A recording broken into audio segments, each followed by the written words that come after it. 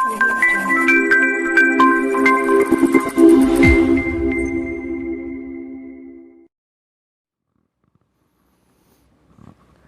विद्यार्थीओ, केम छो बड़ा मजा में?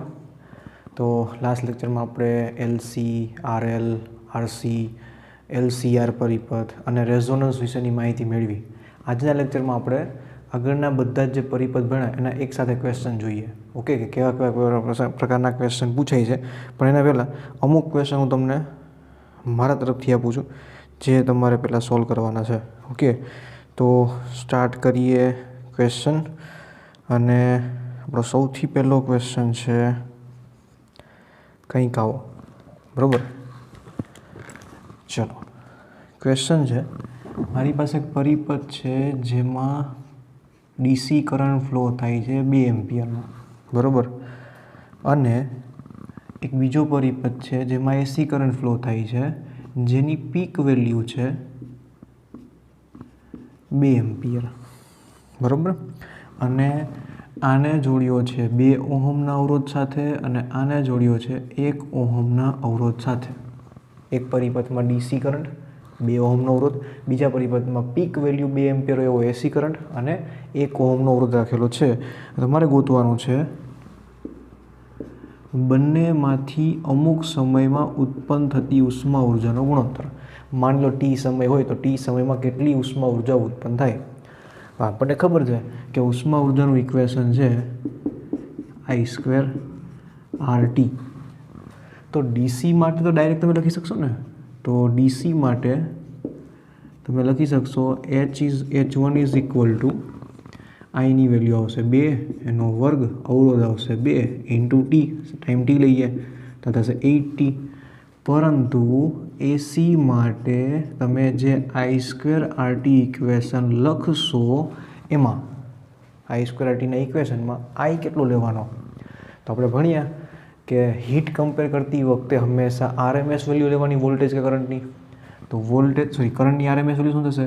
પીક વેલ્યુ 2 છે તો આઈ આરએમએસ થશે 2/√2 એટલે કે √2 એનો વર્ગ એ થશે 2। તો H2 બરાબર આવશે 2 ઇન્ટુ આરની વેલ્યુ 1 ઇન્ટુ ટી થશે 2 ઇન્ટુ ટી, માટે H1ના છેદમાં H2 બરાબર 80T કેન્સલ, 4 આન્સર આવશે। એટલે તમે બંનેનો અવરોધ સરખો લો ત્યાં 4 થશે ને એનું ડબલ સેમ વેલ્યુના DC current. DC current double શું કામ થાય? તો કે સતત 2 એમ્પિયરનો પ્રવાહ આપે છે। આ શું કરે છે? વધે પાછું ઘટે, પાછું 2 એમ્પિયર પાછું ઘટે, તો એટલે ઓછી ઉર્જા મળે છે। વસ્તુ સમજાય બધાને? ડીસીમાં શું થાય અને એસીમાં શું થાય? ચલો, એના પછીનો ક્વેશ્ચન છે, આપણી પાસે એક પરિપથ છે જે છે આરએલ પરિપથ। ક્વેશ્ચન નંબર 2, એક આરએલ પરિપથ છે જેમાં કરંટ I0 e⁻t/τ આ સમીકરણ મુજબ ઘટે છે। પરિપથ કેવો છે? આરએલ। અને એ પરિપથમાં કરંટ આના પ્રમાણે બદલાય છે એટલે આપણે કંઈક એ પ્રમાણે ગણતરી કરવી પડશે। પૂછ્યું શું છે આપણને? 0 થી ટી સમય દરમિયાન, 0 થી τ જેટલા સમય દરમિયાન કરંટની આરએમએસ વેલ્યુ કેટલી મળે? આમાં τ અચળ છે, આઈ આરએમએસ ફાઇન્ડ કરવાનું છે તમારે આ સમય દરમિયાન। તો આપણી પાસે આરએમએસ કરંટનું ઇક્વેશન શું છે? I RMS is equal to √MS²। તો આપણે ડાયરેક્ટ ઇક્વેશન લખીએ 0 થી τ I² dt અપોન τ - 0 આ કરવાનું છે। તો અંદરનું સંકલન ગોતીએ પહેલાં સાઈડમાં, પછી એની વેલ્યુ રૂટ કરીને મૂકીએ તો શું થશે? 0 થી τ I², આનો વર્ગ કરવાનો થશે I0 e⁻2t/τ dt। ચલો, I0 અચળ છે, ઈની જે પણ ઘાત હોય એ ભાગાકારમાં આવે, સંકલન થશે e⁻τ અને છેદમાં આવશે -2/τ। ચલો અને બારે લઈ લઈએ, માઇનસ અહીંયા રાખીએ ખાલી, તો અહીંયા બારે આવશે આઈ નોટ છેદ અહીંયા અંશમાં આવી જશે, અહીંયા થશે 2/2, બરાબર, સોરી છેદનું છેદ અંશમાં આવશે એટલે થશે 2/2, ઓકે, e−2t/2 અને 0, ક્લિયર. ચલો હવે વેલ્યુ મૂકીએ, જો ટો મૂકીશ તો બંને કેન્સલ, આગળ સોરી માઇનસ એમને જ રહેશે સમીકરણમાં, તો આવશે આઈ નોટ (2) e−2 વધશે, અને જો હું 0 મૂકીશ તો કોઈ પણની 0 ઘાત એટલે 1 થાય, અને માઇનસ માઇનસ પ્લસ થશે એટલે અહીંયા થઈ જશે +1, ઓકે. તો આને લખાશે આઈ નોટ (2) 1 - 1/e², અને હવે તમારે /2 કરીને એનું રૂટ લેવાનું છે, તો માટે RMS વેલ્યુ થશે રૂટ, અચ્છા અહીંયા i² વર્ગ રહેશે, આનો તો વર્ગ રહેશે જ ને, હા આનો આખાનો વર્ગ, આનો વર્ગ અને આનો વર્ગ, તો અહીંયા વર્ગ રહેશે, તો અંડર રૂટ i નોટનો સ્ક્વેર તો 1 - 1/e²/2 તો છે જ, /2 એ આવશે, તો એક કેન્સલ થઈ જશે, તો RMS વેલ્યુ થશે i not /√2 under root 1 - 1/e², આવું લખી શકાય છે, ક્લિયર. તેનો મતલબ તમને RMS વેલ્યુ હવે કોઈ પણની ગોતતા આવડશે. ચલો એના પછી આપણે પરિપથ લઈએ, ફરી પાછો એક LC પરિપથ છે, અને હવે એના માટે આપણને જો કદાચ કેલ્સીની જરૂર પડે તો આપણે એપ્રોક્સિમેટલી આન્સર કરશું, અથવા તો હું તમને હોમવર્કમાં આપી દઈશ જો કેલ્સીની જરૂર પડી તો, ઓકે, કારણ કે ગણતરી નહીં શીખવાની આપણે. આ ક્વેશ્ચન શું કામ કર્યો, સંકલન આવડે એના માટે નહીં, તમે ખ્યાલ આવે કે કોઈ પણ સમય સાથે બદલાતા કરંટની RMS, કોઈ પણની RMS વેલ્યુ ગોતી શકાય છે. એવું જરૂરી નહીં કે ખાલી સાઇન કે કોસ હોય તો જ RMS વેલ્યુ મળે, RMS વેલ્યુ કોઈ પણ ગમે એના માટે મળે. સાઇન કે કોસ માટે આપણે ગોતીએ છીએ કારણ કે આપણને હીટ સાથે કમ્પેર કરવું હોય એટલે. ચલો ક્વેશ્ચન નંબર 3, 100 વોલ્ટ DC સાથે એક સોલેનોઇડ જોડેલું છે, એક સોલેનોઇડ અને જોડેલું છે DC બેટરી સાથે જેના વોલ્ટેજ છે 100. ચલો, અને ત્યારે એમાંથી 1 એમ્પિયરનો પ્રવાહ પસાર થાય છે, એટલે અમુક સમય પછીનો પ્રવાહ પસાર થાય છે 1 એમ્પિયર. તો આ 1 એમ્પિયરનો પ્રવાહ છે અને આ 100 વોલ્ટ છે, એનો મતલબ શું કરીએ તમે વિચારો, ત્યાં તમે બીજી વસ્તુ લખું. પછી આ જ સોલેનોઇડને 100 વોલ્ટના AC સોર્સ સાથે જોડવામાં આવે છે, AC સોર્સ 100 વોલ્ટ, બરાબર, અને ત્યારે કરંટ પસાર થાય છે 0.5 એમ્પિયર, ક્લિયર. જો આવૃત્તિ સોર્સની આવૃત્તિ હોય 150√3/π હર્ટ્ઝ, તો R અને L સોલેનોઇડ માટે શું થાય તમારે ગોતવાનું છે. મસ્ત ક્વેશ્ચન છે, ક્વેશ્ચન મસ્ત ના પડે ખબર, સમજવા માટે કે કોની સાથે જોડવાથી કેમાંથી શું કામ કરે. એસી પરિપથમાં સોલેનોઇડ જોડેલું છે તો આપણને એમ લાગે સર ખાલી સોલેનોઇડ જોડવું છે, આઈડિયલ સોલેનોઇડ હશે, આઈડિયલ વસ્તુ છે, તો ખાલી આનો XL જ ધ્યાનમાં રહેવાનો છે, તો આના XLના કારણે ખાલી વોલ્ટેજ આપ્યો હોય તો RMS વોલ્ટેજ, ખાલી પ્રવાહ આપ્યો હોય તો RMS પ્રવાહ, આટલો પ્રવાહ અને આટલા વોલ્ટેજ મળે. અચ્છા, જો આની પાસે અવરોધ ન હોય તો આઈડિયલ ઇન્ડક્ટર થઈ ગયું. આઈડિયલ ઇન્ડક્ટર થોડાક સમય પછી, શરૂઆતમાં મેક્સિમમ ઓપોઝ આપે, થોડાક સમય પછી શું થાય, શોર્ટ સર્કિટ થઈ જાય ને, તો કરંટ કેટલો ફ્લો થાય, મેક્સિમમ, કારણ કે રેઝિસ્ટન્સ 0. હવે અહીંયા એવું કીધું છે કરંટ 1 એમ્પિયર જ ફ્લો થાય છે, અને ઘણા બધા સમય પછી DC સાથે કનેક્ટ કરો તો ઘણા બધા સમય પછી ઇન્ડક્ટર થઈ જાય શોર્ટ સર્કિટ. આ સેન્ટેન્સ ન ભૂલતા, આપણે EMIમાં ભણી ગયા છીએ. શોર્ટ સર્કિટ થાય ત્યારે પણ એમાંથી 1 એમ્પિયરનો જ પ્રવાહ પસાર થાય ગમે ત્યારે. એનો મતલબ આ આઈડિયલ ઇન્ડક્ટર નહીં, આની પાસે કંઈક રેઝિસ્ટન્સ પણ છે અને ઇન્ડક્ટન્સ પણ છે. એટલે તો પૂછ્યું છે આર અને એલ શોધો. ઓપ્શનમાં આપ્યું હોય કે આર નો હોય, 0 હોય તો એ ન ચાલે. શું કામ આર છે? કારણ કે ડીસી સાથે કનેક્ટ કરો તો ઇન્ડક્ટર અમુક સમય પછી શોર્ટ સર્કિટ થાય. સેન્ટેન્સ લખી નાખજો. ડીસી સાથે જોડવામાં આવે તો થોડા સમય બાદ ઇન્ડક્ટર શોર્ટ સર્કિટેડ થાય એવું લખીએ. થાય inductor will be short circuited. નહીં થતું માટે કરંટ મળે ઇનફાઇનાઇટ. રીઝન રેઝિસ્ટન્સ 0 હોય. અહીંયા નથી એનો મતલબ કાંઈક અવરોધ છે અને અવરોધ આના ઉપરથી જ મળશે. હવે સમજો, ડીસી સાથે જોડો તમે કેપેસિટર કે ઇન્ડક્ટર. આ ક્વેશ્ચન તમારા કેપેસિટર માટે સેમ જ આ રીતે પૂછાશે. કેપેસિટર કે ઇન્ડક્ટરને તમે ડીસી સાથે જોડો તો કાં તો ઓપન સર્કિટ થાય કાં તો શોર્ટ સર્કિટ થાય અમુક સમય પછી, જો આઈડિયલ હોય તો.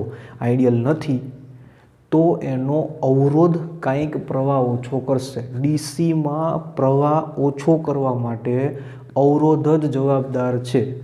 તો અહીંયા તમે વી ડિવાઈડ બાય આઈ કરશો. ડીસી માટે વી ડિવાઈડ બાય આઈ કરવાથી માત્ર અવરોધ જ મળે. જ્યારે એસી પરિપથ માટે તમે વી ડિવાઈડ બાય આઈ કરો, પછી આરએમએસ કરો કે વી નોટ આઈ નોટ કરો, એ તમને પરિપથનો ઝેડ આપે. આ બે વસ્તુ જો ભૂલી જશો તો ક્વેશ્ચન કોઈ દિવસ સોલ્વ નહીં થાય.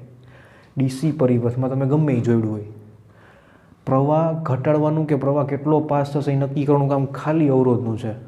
એની ત્યાં મોનોપોલી છે. બાકી બધા કાં તો ઓપન કાં તો શોર્ટ સર્કિટ થશે. અહીંયા બાકી બધા હેરાન કરે છે.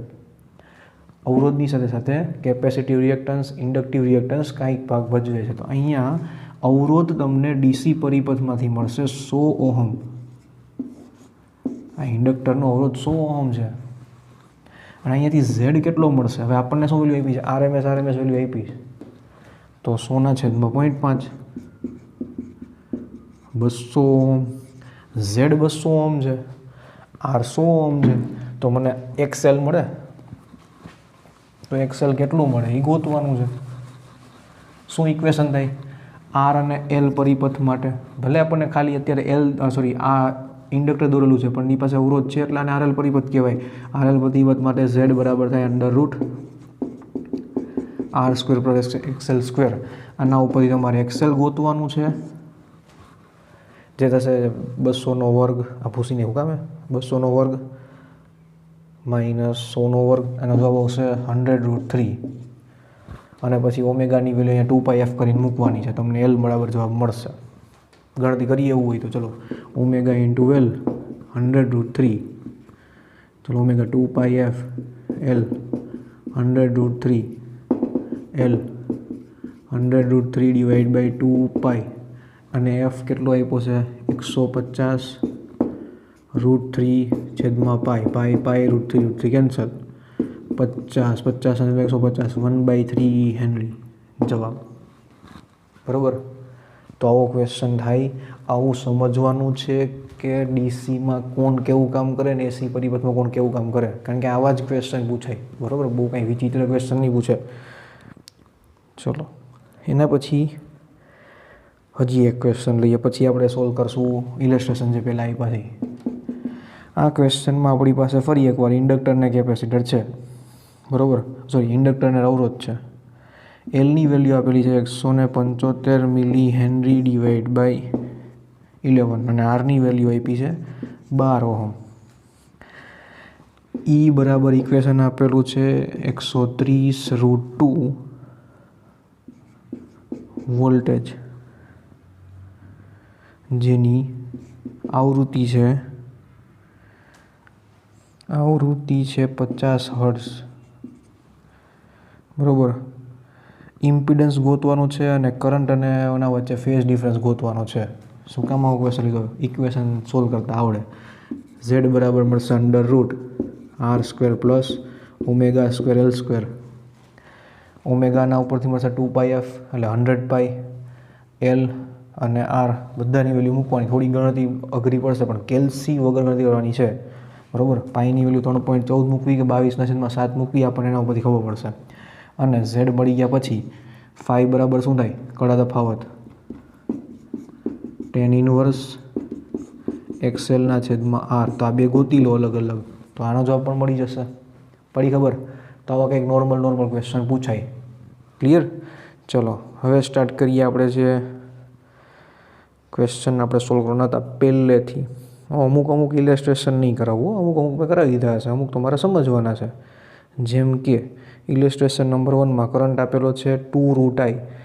2 થી 4 માટે RMS વેલ્યુ ગોતો. તો તમને મેં હવે જે RMS વેલ્યુ ગોતાવડાવી, થોડું વિચિત્ર સંકલન હતું, એ તમને સમજાઈ ગયું હોય તો આમાં પહેલું ઉદાહરણ તમને સમજાશે. એના પછી ઇલેસ્ટ્રેશન નંબર 2, 20 sin 100πt.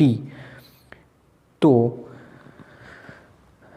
1/600 સેકન્ડે વેલ્યુ શું હશે? તો ટીમાં એની વેલ્યુ મૂકવાની છે 1/600, તો 100π/600π/6 વેલ્યુ મળી જશે. મોસ્ટલી ગણેલું છે તમને સમજાય છે, પણ આવું સમજવાનું છે. કોઈ પણ સમયે વોલ્ટેજ કરંટ પૂછી શકે છે.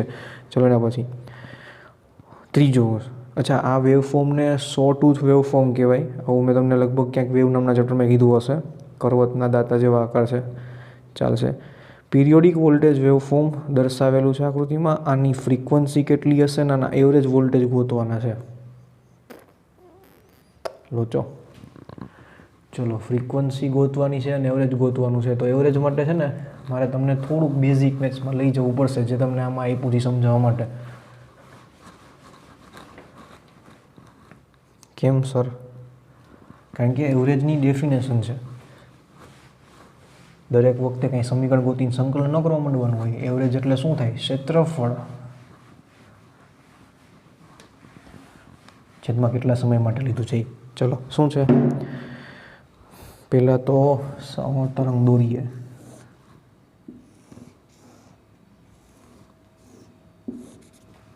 ક્યાંથી ક્યાં સુધી જાય છે ભાઈ? 100, 200 અને સમય છે પાછો મિલી સેકન્ડમાં. અને જાય છે વચ્ચે 5, મેક્સિમમ 10 કરંટ. ક્લિયર? ચલો frequency of AC waveform F fine કરવું હોય તો 1/t થાય. કેટલા સમય પછી સાયકલનું પુનરાવર્તન થાય છે? તો કે દરેક 100 મિલી સેકન્ડ પછી. તો 100 મિલી સેકન્ડ છે, 10⁻³ ઉપર. હા, તો નીચે આવશે 10⁻³ ઉપર જાય તો 10⁻+3 છેદમાં 100. જવાબ આવશે 10 હર્ટ્ઝ. આ એસી તરંગની આવૃત્તિ 10 હર્ટ્ઝ છે. અને એવરેજ વેલ્યુ એટલે શું થશે? તો પહેલાં તો તમે જે ઇક્વેશન લખો છો એની સમજજો.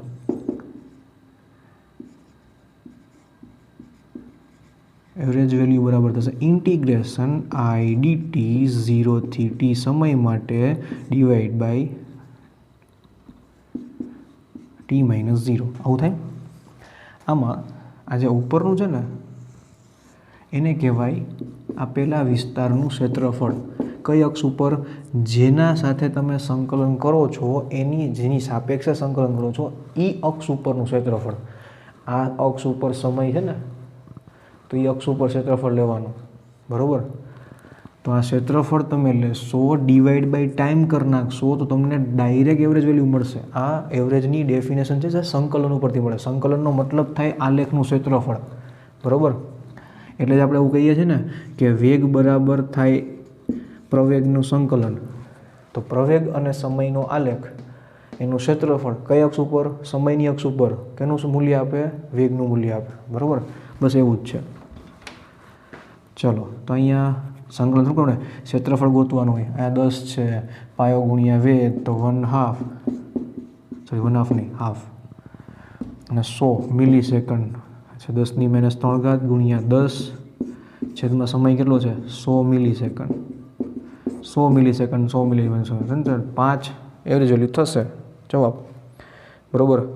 ચોથો ક્વેશ્ચન કરાવવાની જરૂર નહીં, મેં આવો ક્વેશ્ચન કરાવેલો છે, બરાબર, જેમાં ડીસી અને એસી બંને વેલ્યુનો સરવાળો થાય. એક વેલ્યુ લઈને મેં તમને આ ક્વેશ્ચન કરાવેલો છે.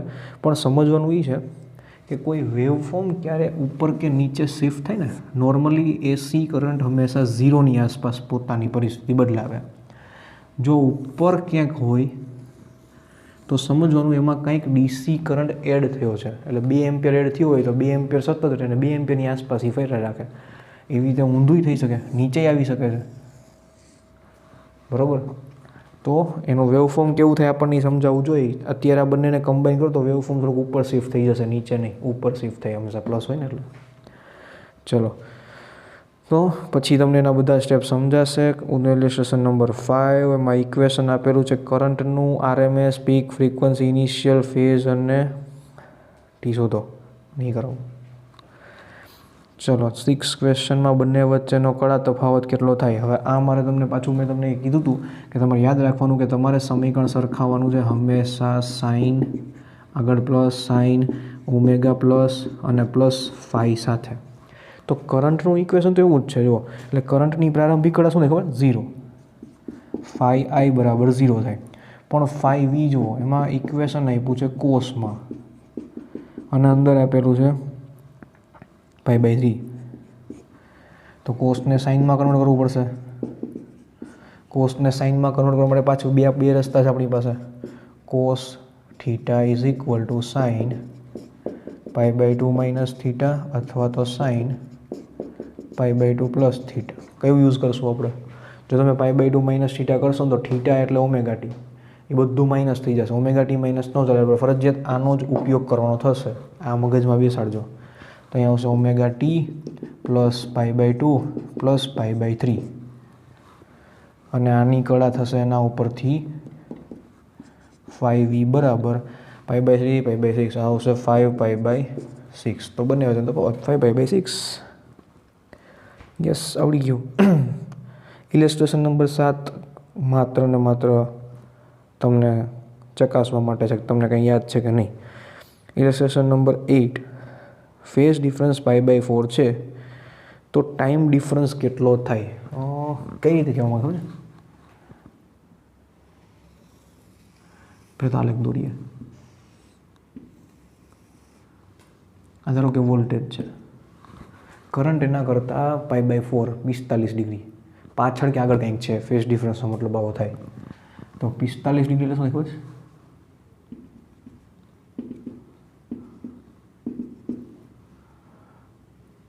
ધારો કે પ્લસ 45 છે,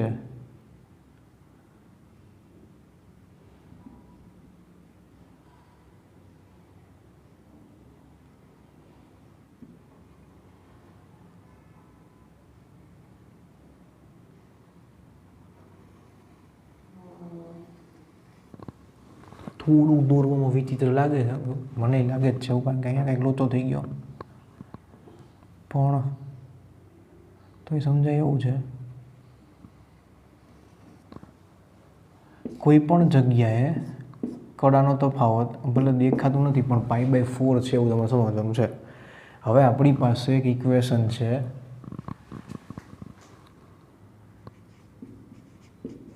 કડા તફાવત જો 2π હોય તો સમય તફાવત આવર્તકાળ જેટલો થાય। 1/2π જેટલી કડા કરી લીધી, એનો મતલબ શું થયું? એને એક તરંગ પૂરું કરી નાખ્યું અને હવે બીજું ચાલુ કરશે, તો એક તરંગ આગળ છે એવું કેમ મારાથી? એક તરંગ આગળ એટલે શું? આવર્તકાળ જેટલું આગળ છે, તો 83 મૂકવાની। 2π એ ટી સમય થાય તો π/4 એ કેટલું? જવાબ મળી જશે આટલાથી તો, બરાબર। ચલો, તો આવું બધું તમને નાનું આવડશે। એના પછી આવે છે ટોપિક એનાલાઇઝર 1, એનો પહેલો જ ક્વેશ્ચન જોરદાર છે। કઈ રીતે છે પહેલો ક્વેશ્ચન? કેમ છે? એ તો નોર્મલ વસ્તુ છે, શોર્ટ લાગે ના, તમારે રીઝન યાદ રાખવાના છે। ક્યાંક કદાચ તમને એમસીક્યુમાં કે કોઈક જગ્યાએ પૂછી શકે છે, ક્યારેક કોઈક જગ્યાએ સર એવું લખેલું હોય કે ડીસી આપણા માટે સૌથી ખતરનાક કહેવાય અને એસી કમ્પેરિઝનમાં, ક્યારેક અહીંયા એવું પૂછે છે કે ડીસી ખતરનાક નથી, એસી વધારે ખતરનાક છે। તો જો તમે કેટલા વોલ્ટેજ સાથે જોડાવશો ને એના ઉપર ડિપેન્ડન્ટ છે, બરાબર। 220 વોલ્ટ એસી જે આપણે ઘરે આવે છે અને 220 વોલ્ટ ડીસી, તો ત્યારે 220 વોલ્ટ ડીસી વધારે ખતરનાક કહેવાય। રૂટીનમાં જ્યારે ડીસી વોલ્ટેજ ઓછા હોય ત્યારે એસી વધારે ખતરનાક થાય। શું કામ સમજો? પહેલું, એસી કરંટ છે ને એ હંમેશા આ કરશે અને ડીસી કરંટ છે ને એ હંમેશા અપા કરશે. અલ્ટરનેટિંગ કરંટ છે, સતત પ્રવાહ બદલાય છે, તો તમે એની સાથે ધારો કે આમ ક્યાંક સ્વિચ બોર્ડ કે વાયર સાથે આમ ચોંટી ગયા તો તમને પોતાની બધું ખેંચી રાખે. ન કે માણસ કોઈ વીજળીના થાંભલા સાથે ચોંટી ગયો. શું કામ એવું થાય છે? કારણ કે એટ્રેક્ટ કરી લે છે માણસને, કોઈ પણ વસ્તુને એટ્રેક્ટ કરી લે છે, છોડવા નથી દેતું. ભલે આપણે એવું કહીએ કે વચ્ચે 0 આવે છે પણ 1 સેકન્ડમાં 50 વખત બદલાઈ જાય, છૂટવા જ ન દે તમને. બરાબર. બીજું, તમે એકવાર કોઈ ડીસી કરંટ સાથે ચોંટી ગયા તો તમને શોર્ટ કેટલી વાર થાય, ફીલ કેટલી વાર થઈ? એક જ વાર, ઠા. 0થી તમે અત્યારે હું હવામાં નોર્મલ ફરું છું વાતાવરણમાં, અચાનક કોઈક મને ડીસી કરંટ અડાડે તો 0થી મેક્સિમમ થયું એકવાર, ત્યારે મને જોરદાર ઝાટકો લાગ્યો. પછી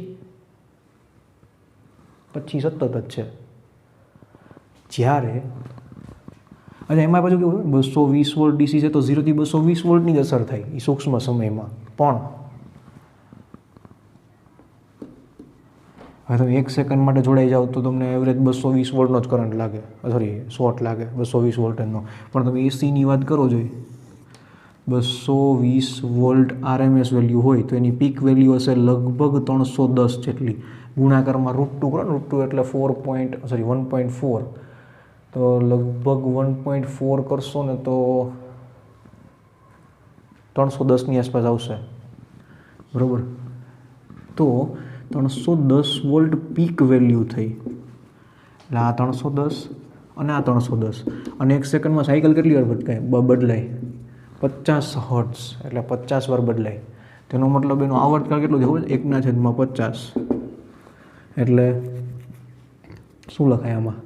1/50 થાય, 1/50 થાય 0.02 સેકન્ડ, 20 મિલીસેકન્ડ ઇન શોર્ટ. હવે સમજો, અહીંયાથી શરૂ કરી અને પાછો ત્યાં સુધી પહોંચે ને તો એને 20 મિલીસેકન્ડ લાગે. તો મને વિચારીને કહો જોઈએ, +310 થી -310 પીક ટુ પીક જવા માટે કેટલો સમય લાગે? તે આવશે 0.01. આટલી વેલ્યુ બદલાઈ જાય તો વોલ્ટેજનો ડિફરન્સ કેટલો એને લાગે અચાનક સૂક્ષ્મ સમયમાં? 620 પર 0.01 સેકન્ડ. તો 1 સેકન્ડમાં કેટલો ઝાટકો મોટો લાગ્યો કહેવાશે ને? લગભગ 62,000 જેટલો મોટો ઝાટકો માર્યો કહેવાય. તો જે અને આવું પાછું કેટલી વાર થાય? દર 1 સેકન્ડમાં 50 વખત થાય. માણસ ચોંટી જ જાય, પૂરું થઈ ગયું. બિચારાને 1 સેકન્ડમાં 50 વાર ઝાટકા મારી દે, 50 વાર શોટ લગાડે, શું થાય બિચારાને? પતી જાય. એટલે ઓલું એક જ વાર અડાડે છે મેક્સિમમ એનર્જીથી, અને આ સતત ઉર્જા એપા રાખે છે. એટલે થાય શું, કોઈ માણસને ધારો કે એસી કોઈ સ્વિચ બોર્ડ સાથે ચોંટી ગયો અને એને શોર્ટ લાગ્યો તો એટલી આમ તો એક માણસને સતત તમે 50 વાર ઝાપટ મારો છો, બધી ફાટ કરીને, તો બિચારો અધમુવો થઈ જાય. પણ તમે એક જ વાર આમ ફાટ કરીને જોરથી ઝાપટ મારો તો એ થોડોક આમ વિચાર મારે. બરાબર. બે શોર્ટ તો લાગે જ છે, પણ વધારે ખતરનાક એસી એટલે છે ડિફરન્સ બહુ મોટો આપે છે. અને 1 સેકન્ડમાં 150 નહીં, આ વસ્તુ તો 100 વાર થાય છે, પાછું -10 ત્યાં, એટલે 100 વાર થાય પાછું. લો, ડબલ થઈ ગયું. પીક ટુ પીક થાય ને, અહીંયાથી અહીંયા 1, અહીંયાથી અહીંયા 2, એક સાયકલમાં 2 વાર વેલ્યુ બદલાય મેક્સિમમ. એટલે આટલી રીતે જોરદાર ઝાટકો લાગવાના કારણે એસી હંમેશા નુકસાનકારક વધારે છે. ઓકે, તોય આપણે એનો ઉપયોગ કરીએ છીએ કારણ કે ડિવાઇસ એની બનાવવી ઇઝી છે ડીસી કરતાં. ઓકે, અને જનરેટ કરવું એસી ખૂબ જ ઇઝી છે, ખાલી ચકડું ફેરવવાનું, જનરેટ. ચલો, એના પછી હવે અમુક ક્વેશ્ચન છે ને કરાવી દીધા મેં. જેમ કે એવું દેખાડો કે એસી અને ડીસી એવરેજ જે હીટ પ્રોડ્યુસ થાય છે બેમાં સરખી હોય છે. એસીની આરએમએસ વેલ્યુ લેવાની, તો આપણે કરી નાખ્યું ને, સાબિત કરી નાખ્યું એવું આપણે. પછી મૂવિંગ કોઇલ એમીટર છે, ડીસી માપવા માટે વપરાય છે, એસી માપવા માટે વપરાય નહીં. શું કામ? અરે મૂવિંગ કોઇલ ગેલ્વેનોમીટર આમ ફરે કારણ કે કરંટ બદલાય, તો એ બતાવે શું? 50 વાર બદલાય, વચ્ચે ઊભું રહી જાય પ્રેમથી. મારે નહીં બદલાવું 50 વાર, બરાબર? આપણો હાથે 50 વાર આમ ન કરી શકીએ 1 સેકન્ડમાં. ચલો, એના પછી 0થી આરએમએસ વેલ્યુ થવા માટે કેટલો સમય લાગે આ ગણીએ, મજા આવશે. I is equal to I not sine omega t, આવું સમીકરણ છે. ઓમેગા બરાબર થશે 100 પાઈ, કારણ કે 50 હર્ટ્ઝ આપેલું છે. RMS વેલ્યુ જેટલું થવાનું છે એટલે મેક્સિમમ વેલ્યુ ડિવાઈડ બાય √2 જેટલું થવાનું છે. એના માટે લાગતો સમય ટી ગોતવાનો છે. તો આઈ નોટ કેન્સલ. સાઇનની કઈ વેલ્યુ માટે 1/√, તો કે π/4 માટે આવે ને, તો ઇક્વલ થશે 100 પાઈ ટી. પાઈ એકા પાઈ કેન્સલ. 1/400 સેકન્ડ. આટલા સમયમાં વેલ્યુ 0થી RMS વેલ્યુ જેટલી થઈ જાય. પાંચમો ક્વેશ્ચન આઈ ડોન્ટ થિંક કરાવવો પડશે. એમ તો સર છઠ્ઠો ક્વેશ્ચન નહીં કરાવવો પડે. વેલ્યુ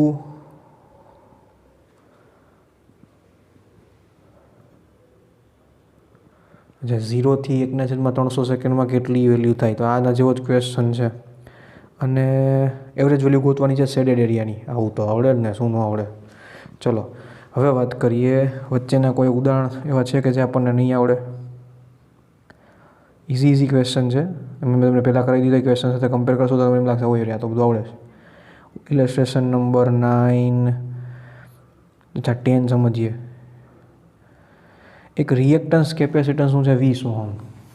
ઇલસ્ટ્રેશન નંબર 9 નહીં કરાવું, હું આવું થોડું કરાવવા થાય છે. ક્યાં લખશું, અહીંયા લખીએ.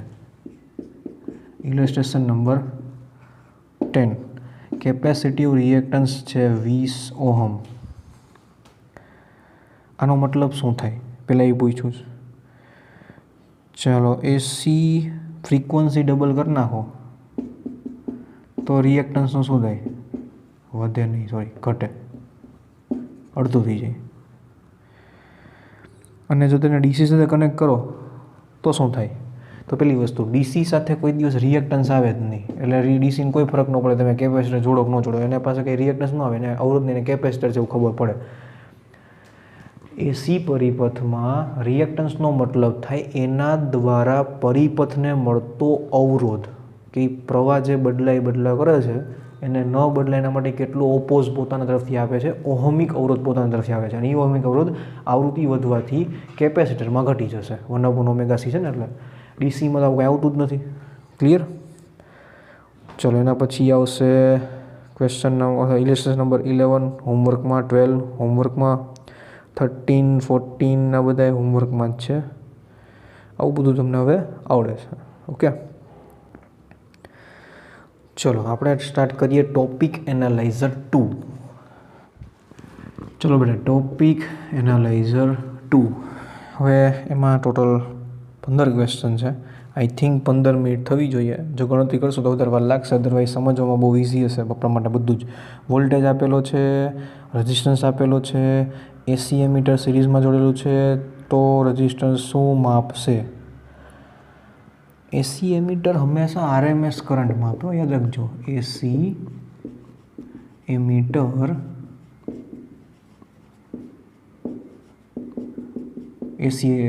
કે પછી વોલ્ટમીટર જે પણ હોય એ આરએમએસ વેલ્યુ માપે. તો આપણે આની આરએમએસ વેલ્યુ ગોતવાની છે. એમાં શું મોટી વાત છે? તો VRMS કેટલું થાય? 60/√2. IRMS થશે 60/√2 અને છેદમાં અવરોધ 20, 3/√2. બરાબર, આવું બધું થાય. એના પછી બીજો ક્વેશ્ચન, વોલ્ટેજ આપેલો છે અને એને 10 માઇક્રો હેનરી સાથે જોડેલું છે, તો કરંટનું ઇક્વેશન લખો. શું થાય? કરંટ પાછળ રહી જાય તો એક તો આમ લખું ને, I0 sin ωt -π/2. ઇન્ડક્ટર છે એટલે હવે મારે I0 ગોતવાનું છે. I0 કેમ મળશે? V0/XL. આમ તો Z લખાય પણ ઇન્ડક્ટર છે XL ડાયરેક્ટમાં લખી નાખ્યું છે. XL તમે કોણ નથી હોતો, આમાં V0 આપ્યું છે 100. XL થશે 2πf અને L કેટલું આપ્યું છે 10 માઇક્રો હેનરી. કરજો, આવડી જશે આવું બધું. બધી ગણતરી હું કરીશ. ચાલો બાકી તમે જોઈ રાખશો. હા સર બરોબર છે. ગણો હતો ને તમે. ચલો અને 2 મિલી હેનરીના સાથે સમજો અલ્ટરનેટિવ કરંટનો વોલ્ટેજ આપેલો છે, પછી એમાં એવું કીધું છે કે તમે આને 2 હેનરી ઇન્ડક્ટર સાથે જોડો છો અને એસી એમીટર તમે જોડેલું છે એટલે એમાંથી તમે પાસ કરો છો, તો એમીટરનું રીડિંગ શું હશે? Same RMS divide by R નહીં આવે, અહીંયા ઝેડ આવશે. ઓકે, ચલો એના પછી અરે સી એમીટર શું માપશે? RMS વેલ્યુ માપે. RMS વેલ્યુ શું થશે? અહીંયા લખી નાખો, IRMS ઇઝ ઇક્વલ ટુ, અમુક ભૂલી જશે પાછા, VRMS divide by Z. Inductor છે તો XL. ચોથો ક્વેશ્ચન, કેપેસિટર કનેક્ટ કરેલું છે 220/50 સાથે. કેપેસિટિવ રિએક્ટન્સ કરંટની RMS અને પીક વેલ્યુ ગોતવાની છે. ફ્રીક્વન્સી ડબલ કરી નાખો તો રિએક્ટન્સના કરંટમાં શું ફેર પડે ગોતો. નહીં કરાવું યાર, આવડી જશે. VRMS આપ્યું છે, XC ગોતવાનું છે અને પછી IRMS મળી જશે આ જ સમીકરણથી ડિવાઈડ બાય ઝેડ કરીને. ચલો એના પછી પાંચમો ક્વેશ્ચન, કંઈક નવું હશે ને તો હું તમને કહીશ કે આમાં શું કરવાનું છે. અદરવાઇઝ ક્વેશ્ચન હું તમને કહી દઈશ, કરી નાખજો. 60 માઇક્રો ફેરાડેનું કેપેસિટર 110 60 હર્ટ્ઝ સાથે જોડેલું છે. વેલ્યુ RMS કરંટની ગોતો, કહી નાખજો. બરાબર, ચલો ગ્રાફવાળો ક્વેશ્ચન. ગ્રાફ આપેલા છે એને બી, જે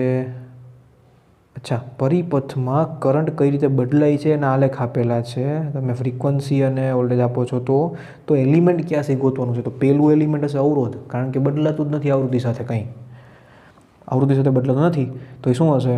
અવરોધ. અને બીજું શું હશે? બીજામાં 2 વસ્તુ આવે, ખાલી એક ન આવે, સમજો. અચળ રહે છે એનો મતલબ અવરોધ. ચલો પછી સુરેખ રીતે વધે છે, તો સુરેખ રીતે કેમાં વધે? તો કે XLમાં વધે, ઓમેગા L સ્વરૂપે. બરાબર. હા, એવું યાદ રાખજો કે સુરેખ રીતે ઇમ્પિડન્સ વધવાની વાત કરે ને તો ઇવન ક્યારેક RL પરિપથે આવે, કારણ કે એમાં Z જે છે એમાં √R² પ્લસ આપણે ખબર છે ઓમેગા સ્ક્વેર L² કરીએ છીએ, તો આમાંય F વધે તો Z વધશે, તો F અને ઝેડનો આલેખ એ શું આવશે? વધતો આવશે. પણ એક જ એલિમેન્ટ કીધું છે એટલે આપણે ઇન્ડક્ટર લખશું. ઓકે, ચલો એના પછી છઠ્ઠો ક્વેશ્ચન હતો.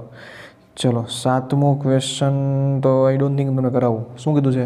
એક ઇન્ડક્ટરને રેઝિસ્ટન્સને જોડેલા છે 10 વોલ્ટની અને 10 વોલ્ટ અને 50 હર્ટ્ઝના સોર્સ સાથે 1 એમ્પિયરનો કરંટ ફ્લો થાય છે, એટલે ઝેડના કારણે થતો હશે. બરાબર, ચલો આ જ ઇક્વેશન યુઝ થશે ને એમાં.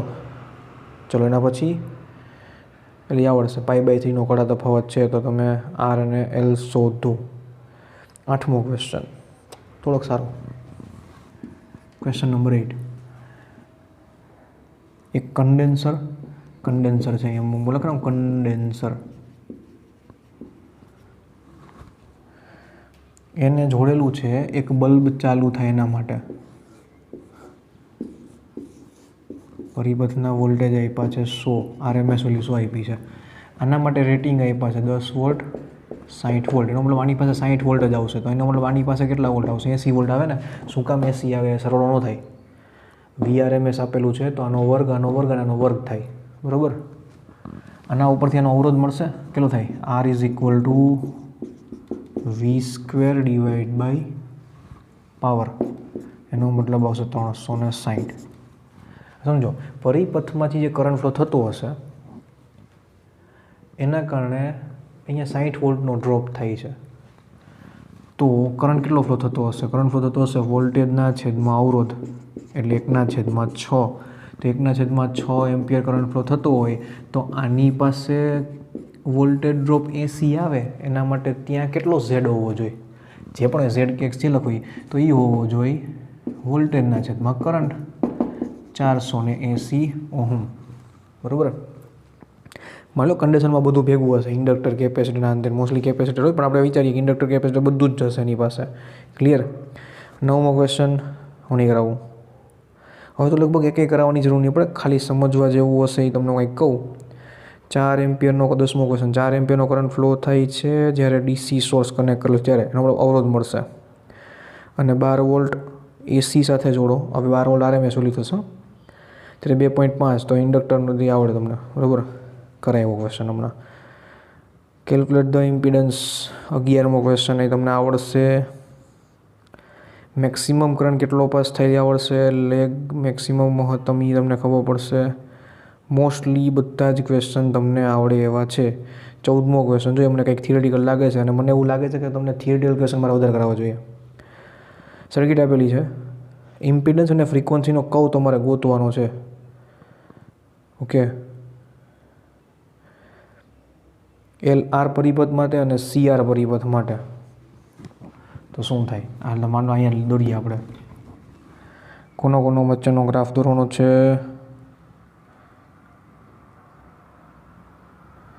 પછી V અને R નો આલેખ દોરવાનો છે ફ્રીક્વન્સી સાથે. તો હું એક દોરું છું, તમને બાકી બધા આવડી જશે. R કંઈ બદલાય નહીં કોઈ દિવસ. રેઝિસ્ટન્સ પાસેના વોલ્ટેજનું શું એવું પૂછ્યું છે, એ દોરીએ. ચલો, તો Z અને F પહેલા પરિપથમાં આવું કંઈક છે. જુઓ તો શું થાય, તમે F બરાબર 0 કરી નાખો ને તો R જેટલી વેલ્યુ તો મળે જ. એનો મતલબ 0 ફ્રીક્વન્સી માટે મિનિમમ વેલ્યુ R તો હશે જ. ઓકે, તો પછી અહીંથી આમાં વધતું જાય. ક્લિયર? હા, એનો મતલબ આ જે ગ્રાફ છે ને આ માત્ર ઇન્ડક્ટર માટે દઉં છું, આ RL પરિપથ માટે ન આવે. મારી ભૂલ થઈ ગઈ. સીધી લીટી છે, 0 પાસે છેદે છે. F0 Z0 એવું ખાલી L હોય તો જ થાય. એટલે અહીંયા યાદ રાખજો, ખાલી L જ આવશે. ચલો, એના પછી કેપેસિટરમાં શું થશે? કેપેસિટરમાં ઊંધું થશે. વેલ્યુ ઘટતા ટેન્સ ટુ 0 થશે. એટલે કે ZF એમાંય મેક્સિમમ વેલ્યુ તારા જ હશે, પણ આ રીતે આમ ટેન્સ ટુ 0 થાય. ઇન્ફાઇનાઇટ F કરી નાખો ને તો લગભગ Z શું મળશે? 0 મળશે, કારણ કે XC 0 થઈ જાય. ક્લિયર? ચલો, તો હવે વોલ્ટેજ R પાસેનો શું થાય? તો જો પરિણામી Z ઘટે ને તો કરંટ ઘટે તો વોલ્ટેજ ઘટે, વોલ્ટેજ ડ્રોપ એ ઘટે. એવી જ રીતે કરંટ વધે તો R પાસેનો વોલ્ટેજ ડ્રોપ વધે. તો જ્યારે LR પરિપથ હોય ત્યારે ફ્રીક્વન્સી અને VR વચ્ચેનો સંબંધ સમજો. ઇન્ડક્ટર અને અવરોધ, જેમ હું F વધારતો જાઉં એમ પરિણામી Z વધતું જશે. તો કરંટ શું થાય? ઘટે. કરંટ ઘટે તો વોલ્ટેજ ડ્રોપ R પાસેનો શું થાય? ઘટવા માંડે ને. તો એની કંઈક મેક્સિમમ વેલ્યુ હશે. જ્યારે R જેટલો જ Z હોય ત્યારે IR, અને પછી શું આવશે?